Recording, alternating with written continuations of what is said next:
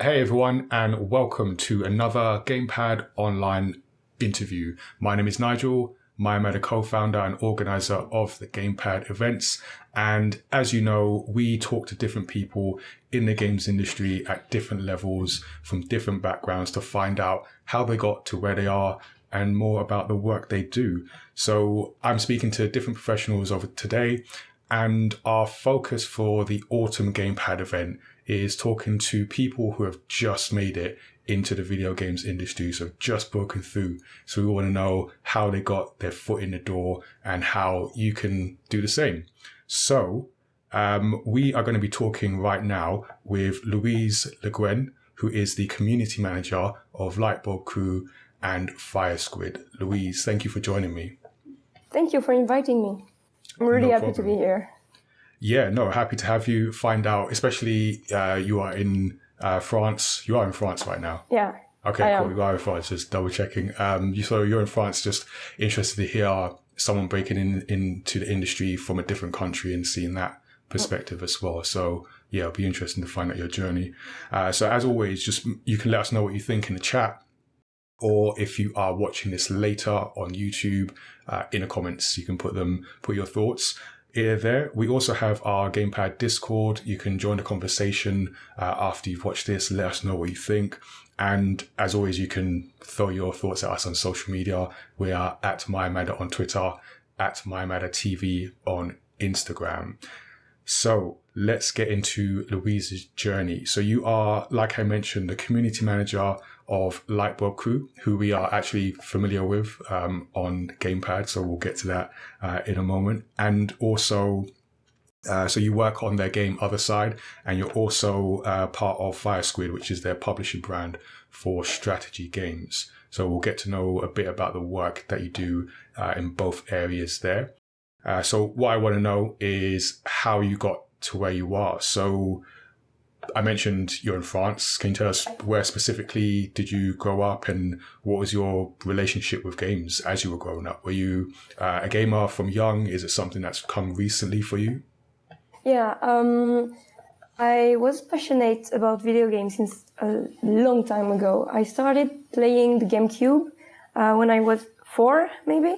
So I enjoyed the console. It was like every day. I played it every day and for a long time. I was playing like Star Fox. Oh, yeah. This kind of games. So Animal Crossing too. I started with Animal Crossing because it was more like child friendly, I would say. Yeah, makes sense. But all the Mario, like Mario Kart, Double Dash, or a lot of these great games that child can play easily. So it was really nice. And I grew up in Brest, in Brittany, in the western part of France. And then I mostly did my education in Brest. I did my bachelor's degree in applied foreign languages in Brest, in Brittany. And then I moved to Saint-Étienne, next to Lyon, in South. Where I'm doing my master's degree at the moment. I'm in my second year, and it's in international management. Cool. Okay, thanks for breaking down the geography as well, because so when we think France, think Paris. I know some geography of France from football teams, so I vaguely know, but yeah, I appreciate you giving us the directions west and all that. So okay, so you're playing games from a young age, and I know especially more and more now today, young people playing video games. But at which point did you make the decision that I'm gonna go, or I want to work in games, and what were your first steps after that? I think it was 2 years ago, so it was really recent. Before, I didn't know I could work in this industry because it was, for me, only entertainment. And it was not possible for me to work in entertainment or culture. So I wasn't expecting to work in this industry. But when I started doing some missions or organizations in gaming, I realized that it was possible to work in an industry you where you like the content they are offering. So it was around 2 years ago. After doing some organization stuff for esports competition on Overwatch. So I started there to do some events and logistics missions where I had to organize the events, physical events we were part of. And it was there that I learned that it's possible to work in the industry because we were discussing with a lot of professionals from the gaming industry. So I said, maybe I could be in the other way. So that's basically when I knew I could do it. So I started. I sent candidatures to missions for Nintendo and Ubisoft. So I was a presenter on Paris Games Week and Japan so Expo. You went straight to the top, Nintendo, Ubisoft. But it was only small missions. We were only animators or presenters there. So I could present great games like Spy Fox, Star Fox 2. Yep. I did both. And also game like Spyro, the trilogy that came lately, like 2 or 3 years ago. So we had to do the presentations. Yeah. Sorry? The remaster Spyro. Yeah. The remaster. So it was really nice. We had to present the game to players and let them play and help them when they needed help. So I really enjoyed doing these missions, and it make me network a bit too, to know people from the industry. In my master's degree, I had to do an internship, and I thought, why not in the industry? I could try, and I sent my profile to different studios, independent studios, but also bigger brands like Warner Bros. Gaming. And I had 3 interviews, and I was there to work at Warner Bros. But I'm really happy that now I'm in the indie field because I feel like I'm more free to do what I want to do. And Lightbulb Crew offered me this opportunity to work in the industry. So I'm really glad they did. I really enjoy it. Wow. Okay, that's a cool journey. And one of the things that stood out to you, and we do a lot of interviews and speaking to people, certain things get repeated, and it's funny in a sad way that that you said at the beginning that you didn't know you could work in games. So for you to say, at a very young age you were playing games, but only very recently, 2 years ago, you thought you can work in games. That's a big gap. That's a big gap of not knowing.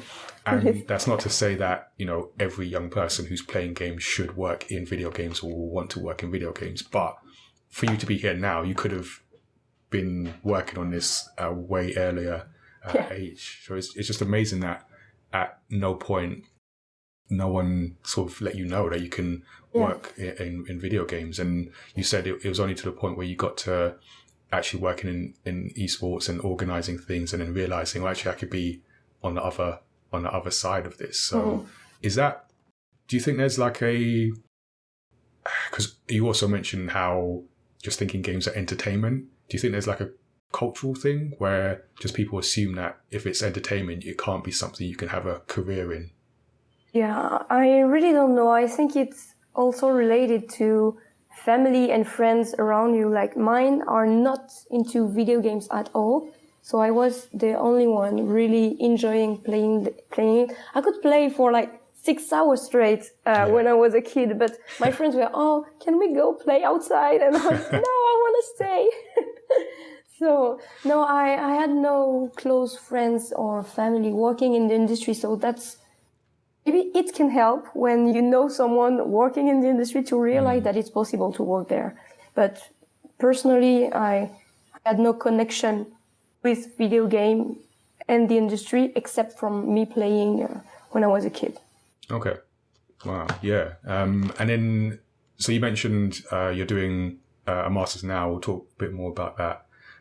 But in terms of like general school, I then assume that you didn't do anything game specific in your studies. So what kind of subjects were you studying, and have they helped in any way for the work you're doing now? I did different things. Like I had a scientific baccalaureate. Yep. So it was mostly math, physics, and all of these kind of things that I hated. I hated this Really? this subject. Yeah, I was not good at all. Okay. I like physics when I was doing. I wasn't good at it, but I liked it. Yeah. I remember we had one exam about Star Wars. It was like physics exam. You had an exam about Star Wars. About Star Wars. Okay. So your school was instantly way better than mine was. Yes. But it was fun. But I hated this subject. So directly after, I did a bachelor's degree in applied foreign languages, where I learned a bit of English, Spanish, and Japanese too. But it was really languages oriented, and also a bit of economy, management, marketing. But that was a smaller part. And for my master's degree, I really wanted to focus on this economic field that are management or marketing, communications, HR. So I specified in international management, but like you said, not game related at all. So I did all of the small missions and my experiences in next to school. So it was always organizations or small missions, but school were never related to video game. Okay. No, that happens a lot. I mean, I always still bring up, like, I have an engineering background, and I make comics and work in video games now. So yeah, people come in through different paths. So, yeah. And then you talked about getting the job at Lightbulb Crew. How long have you been there now?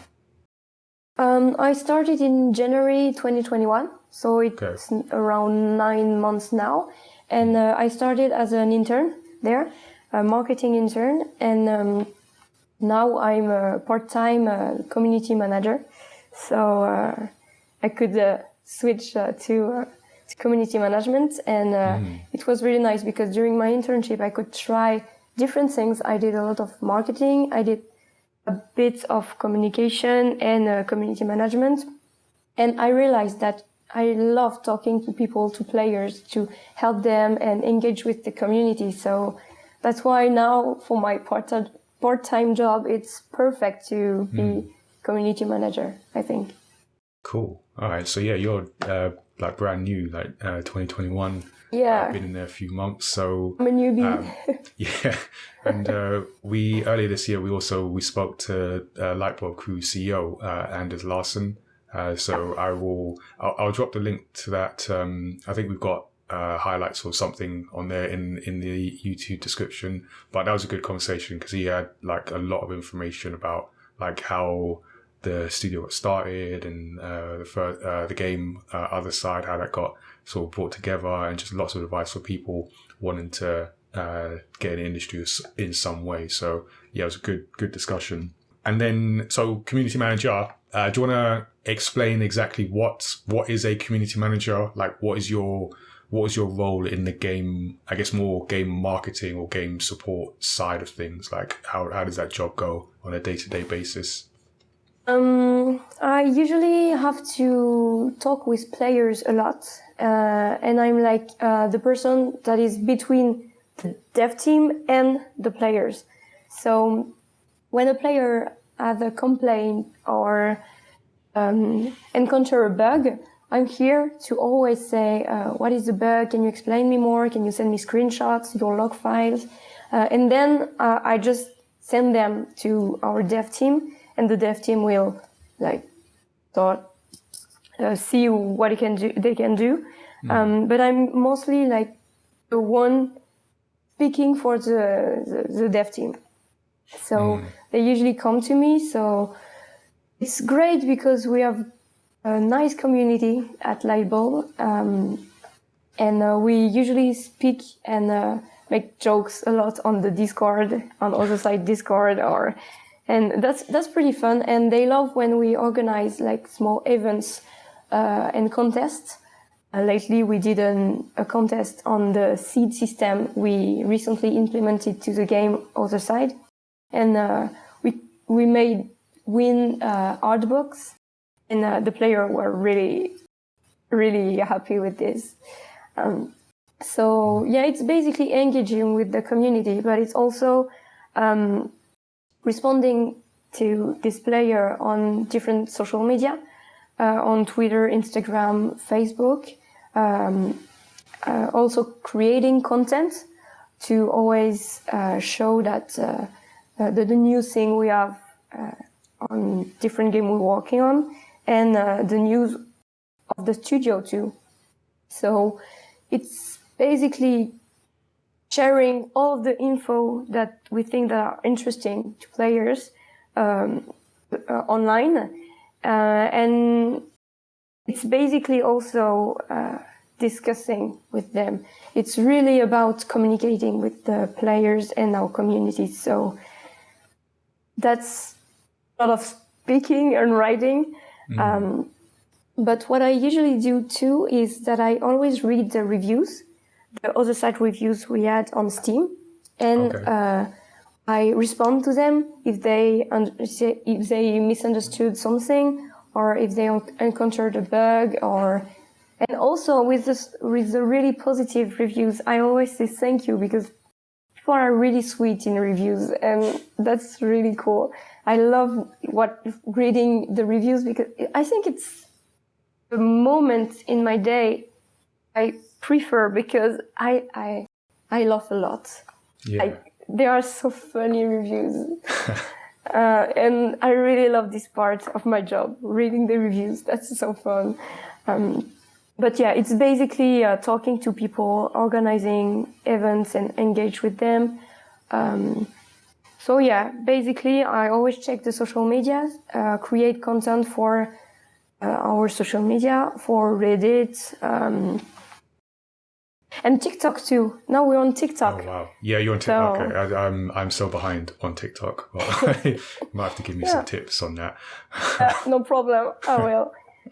TikTok is really great for studios and game developers, because they can interact really fast and easily with the players, and we can show whatever we want. Like we can show the life of the studio.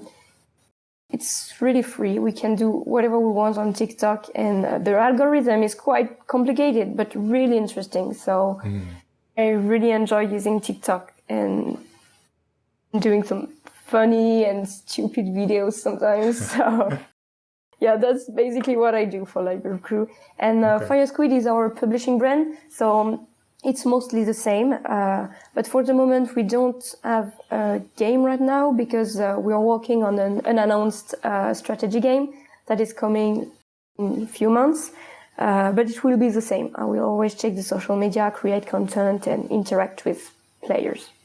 Okay, wow, it's because having to do some of the social media for mayamada, I know the different platforms and like checking the reviews. So it's a lot of different areas that you're working in. And it's good to also kind of highlight that, you know, you mentioned the Steam reviews. So when people are writing reviews, there's someone on the other side of that having to go through it. And so it's worth keeping in mind. And also interesting to hear you describe your role as that, because you're that in-between part between, like you say, the players and the developers. And I know, being a former developer, there's always like some kind of tension there between them, because you have the developers who know like the inner workings of the system and might have to make changes, and the players who don't always realize that their small request has like a massive change, or can have a massive change on a game? Like, how do you balance those expectations on both sides? I'd say that I don't make false promises, because I don't want people to be disappointed, especially the players. But mostly when we receive feedback or reports about bugs or things like this, I always send them to the team. We brainstorm on what should be added to the game, what should not, what is easy to implement, what is not. So it's really constructive to always talk to the team and see what can be done, because we don't want to promise something to the players that cannot be implemented or will be buggy. So that's a lot of internal discussion. And outside, when I talk to players, I don't want them to have high expectations or low expectations. I just want to say the right thing I don't want to disappoint players. So I try to find that balance that is kind of hard sometimes, but the team is always helping me to talk to the community, because as I said, I'm quite new to the job and to the industry, so they are always there, and they have my back too. So that's really nice. Yeah, I know what you mean. You want to set expectations at the right level. That's super hard. Yeah, because we play games and you see things and it's like, oh, why can't you just do this? And then not always realizing that doing that is, an extra month of work or whatever it might be. So yeah, totally get that. Okay, so before we get back to the stream, then I want to ask when we do these interviews, we talk to people and we usually ask for like advice for people coming into the industry. This round of interviews is kind of weird because I'm talking to people who've just come in to the industry. But is there like any advice from your time so far at Lightbulb Crew that you'd give to someone who is maybe thinking about sort of wanting to get a career in the industry in some area and is not quite sure about it? I'd say that if you can't go or don't want to go in gaming school, you're not obligated to. And to balance this, you can work on a free time, like doing some missions or joining organizations that are related to gaming, because when you see a CV, you don't have the school or the big name of this, the big certificate name, but you can show that you have interests in the industry and in video games, other than just playing it, and you will learn a lot doing this organization and missions things. So I would say try to enter an organization that's quite easy. That's easier. Yeah. Relative. Yeah. It's all relative. Yeah. But I don't know for UK, but in France there are a lot of organization on charity events in gaming or esports, or so you have plenty of choice to enter the industry, because going on organizations is entering the industry, not in the job way, but it helps. I think it helps. Okay. Yeah. No, that's good advice. I think, like you say, it's networking. So once you're in there, you can talk to other people, make connections, and make the progress as well. So you talked about esports and that being a way for you into the industry. At our GamePad events, we have our inclusive esports competition. And for me, as someone who isn't a competitive gamer, because I'm not that good at games, but I'm kind of interested, fascinated by esports because, we talk about in the industry like diversity in gaming in general, and then within esports as well. It all seems like its own unique thing. What was the experience like for you when you were doing these events? It was quite interesting, and it showed me that there is not only playing games, like casual games.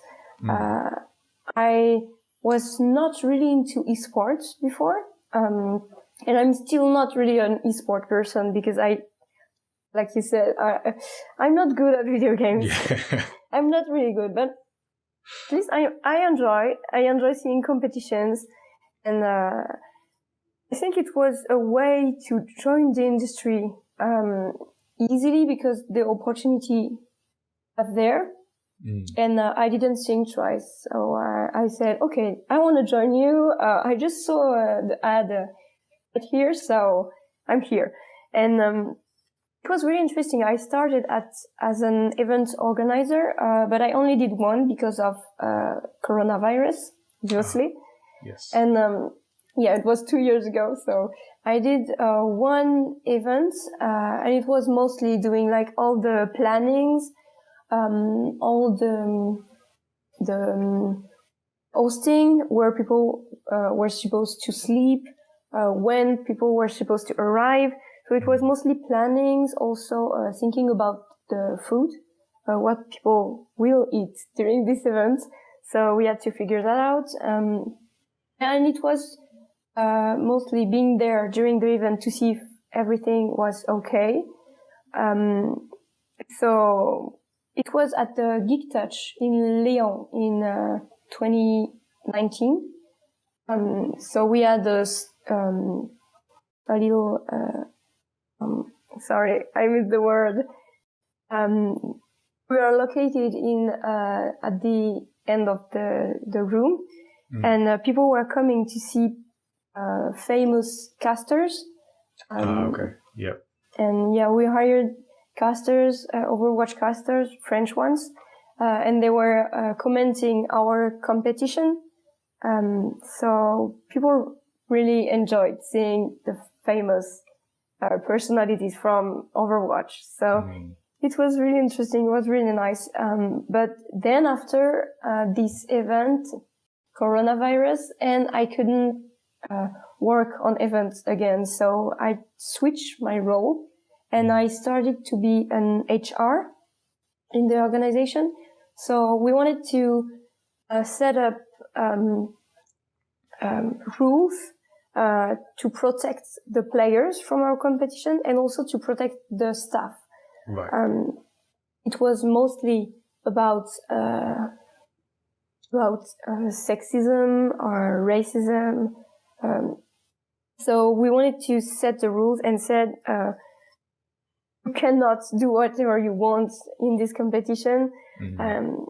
So we had to write legal documents, and I was always careful that everyone felt right and felt well in the team. So it was mostly my job there, and I also managed some representatives too, because we were looking for sponsors and sponsorship and people to finance not our competition.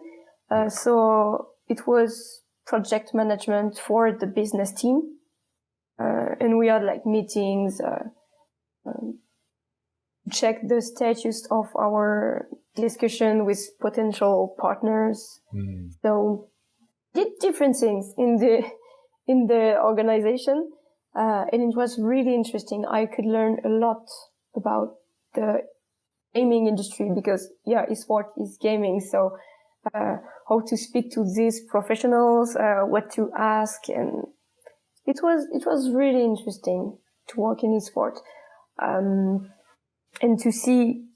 I really liked talking to players and see them always running for the win, and it was really cool. I really liked this ambience. So That sounds really good. And I think it's good that you highlighted all the different roles that you've done, because what you didn't say is playing games. And I think when people think esports, you think, oh, esports player, and that's it. But there's a whole organization, this whole, like you said, HR, establishing rules, organization of the players, the tournaments, the events, the space, the food. Food's very important. All that stuff that kind of goes into esports. So yeah, like it's important to see that kind of wider scope of how someone can potentially get involved in gaming and in esports, even though, like we've just said, we're not necessarily good at playing games. I'm definitely not winning any competitions. So. At playing game, but I want to specify too that I had no experience before. Like, I had no job experience, no organization experience. So I started there without knowledge about the industry, the jobs. It was my first time trying to do event organizations. Okay. So everything was new to me. So organization made per opportunity to people like me without a background or knowledge in some sectors to learn. And I could learn from my superiors in the organization, or I could learn by myself. And I think it was really, really nice to do it on my own. And it's possible, like, even if you don't have experiences or in the industry or elsewhere, you can still go on organization and join them to learn there, because they are here for this, to make people learn about this and be together for the same purpose. So I think it's important to say. Okay. Yeah. No, I agree. Definitely, like you said before about joining the organizations, and it's sometimes going into the organizations that's not a like a full-time or part-time job. It gives you the space to, like you say, to learn, to build the networks, and to then be more confident in then going for like, I know what I want. I know I want this job, and now I've got a bit of experience behind me. So yeah, it makes total sense. And so earlier on, you mentioned you're doing a master's, as you do your role as community manager. So what is the balance between that? How do you manage both of those, like studying and doing the part-time role in gaming, especially when the other thing you're doing is not related to gaming? Yeah, that's quite hard to find time to just organize well. But I always say that my school is priority, because I could do a full-time job at Lightbulb. They proposed this, but I wanted to end school. It was just one last year. So I asked for this part-time, and it's kind of hard to organize myself, because there are always a lot of things to think about. And just need to organize my brain, like, this stuff is for school, this stuff is for my job. And even in the job, there are Firesquid, Lightbulb Crew, so I always have to organize everything. But yeah, I have like a nice schedule at school. So I can work after school. Like I always have at least 3 hours a day to work as a community manager. So that's good. But at the end, during the weekend, I'm a bit tired. But I can imagine. Yeah. But as I said, it's like student jobs.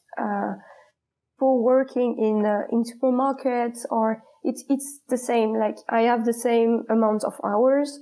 It's just mine is remote, and I can just go home and work on my computer.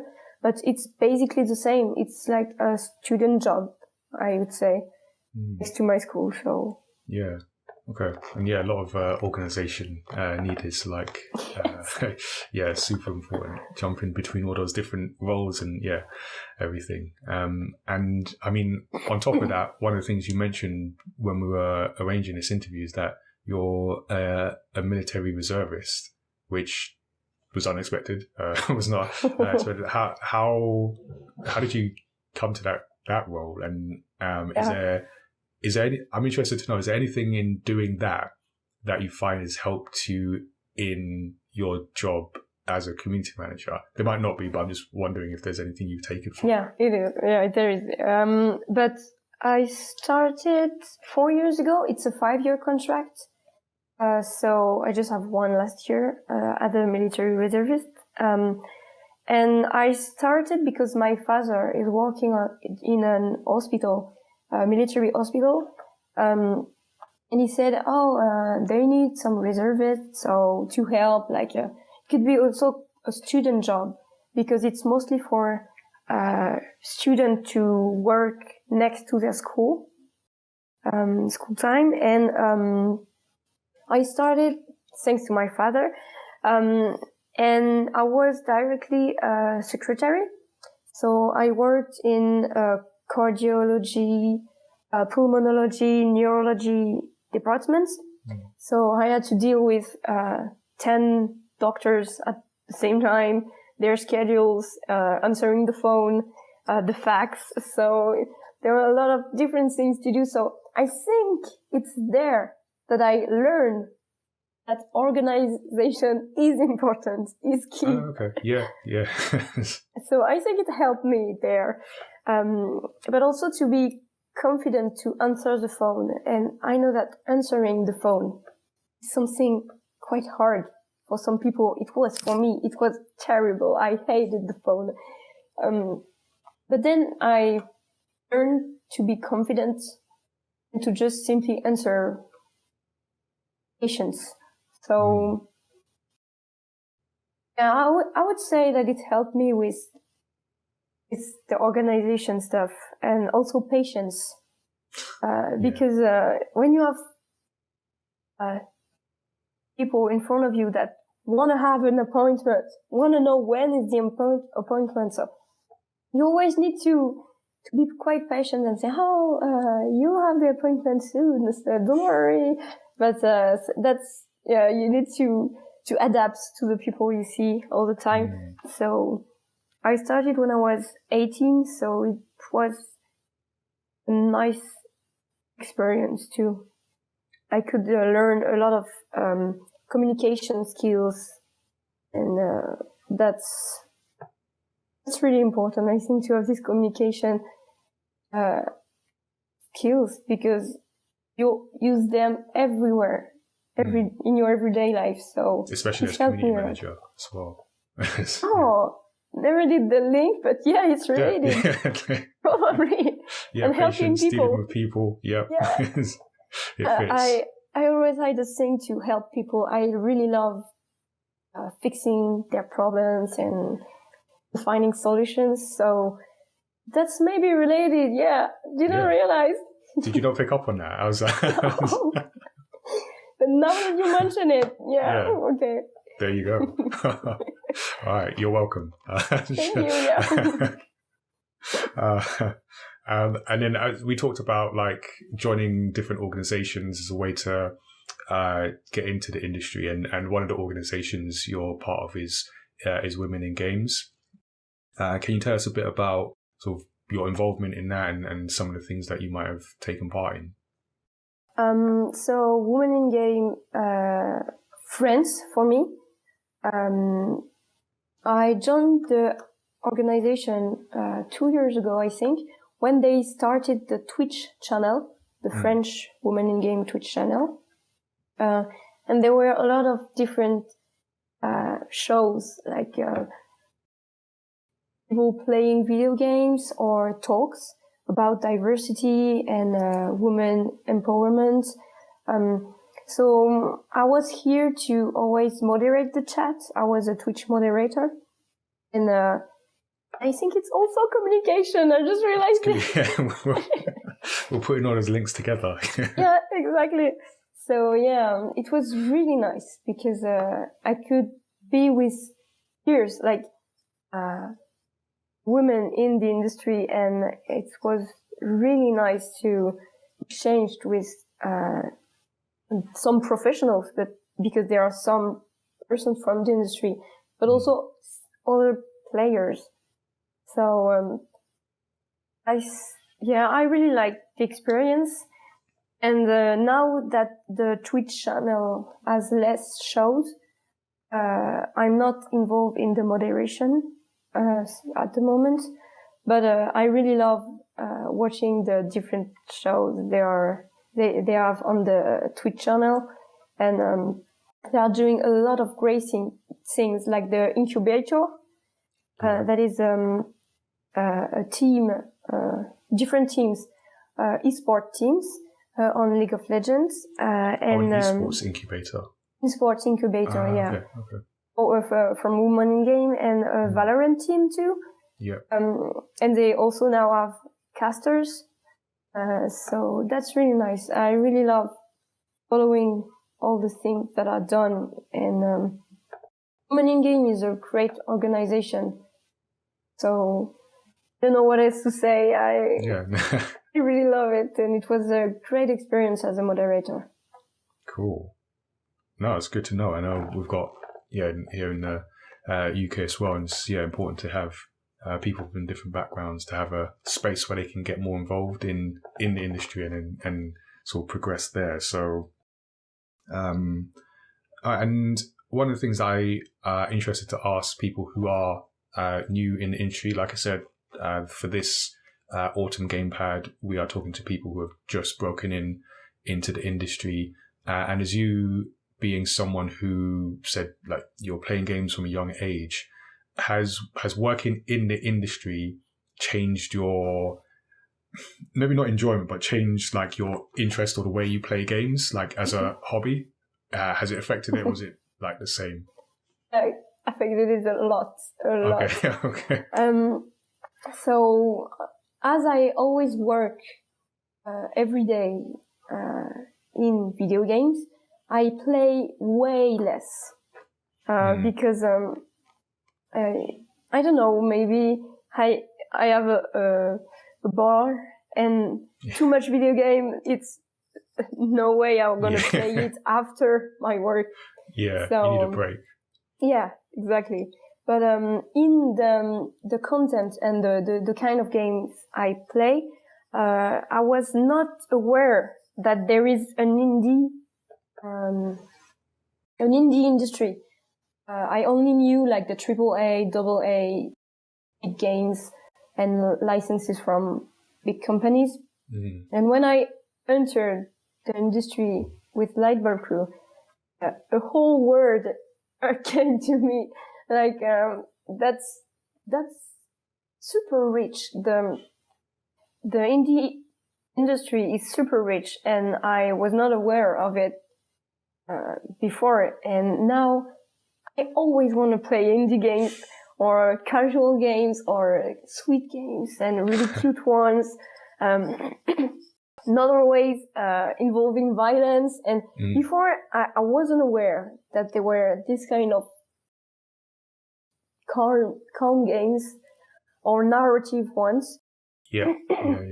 So it's a whole new world to me, and I really love it. And I played a lot of Stardew Valley lately, and actually the game is great. I really love it.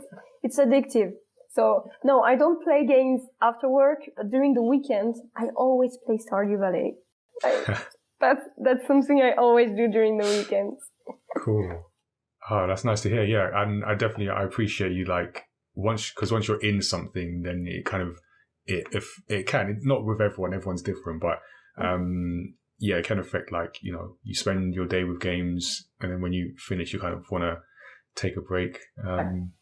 So I'm similar, but also trying to play sort of different games or be aware of different games and play more indie games as well. So even with me doing GamePad, just being more aware of indie games and indie creators, like the people behind those indie games, talking to them, kind of like, we're doing here. So yeah, I like that you've got that wider appreciation for video games at different levels as well. Yeah, cool. All right. And my final question, let's go back to your role as community manager. And do you want to tell us where can we find out about your games online? Let us know.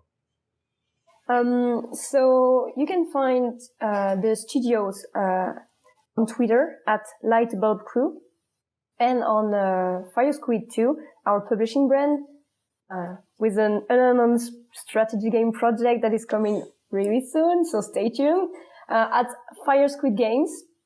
So you can find there here and also on TikTok. So we do a lot of videos on TikTok, and if you want to see me embarrassing myself sometimes, you can come. It's free.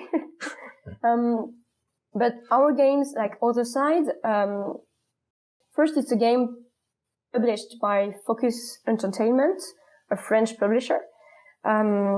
And you can find it on our website, on lightbulbcrew.com, on focusentertainment.com too.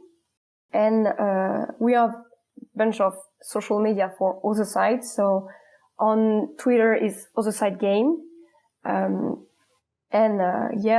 Othercide is basically a survival RPG where you need to fight with daughters against nightmarish monsters. And it's quite a deep story. You'll see, it's about like 30 hours, a 30 hours game. Okay. So that's a really cool game, beautiful one. So go and check it. Yeah. Yeah.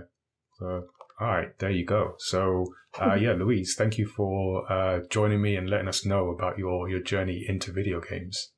Thank you for the interview. It was great.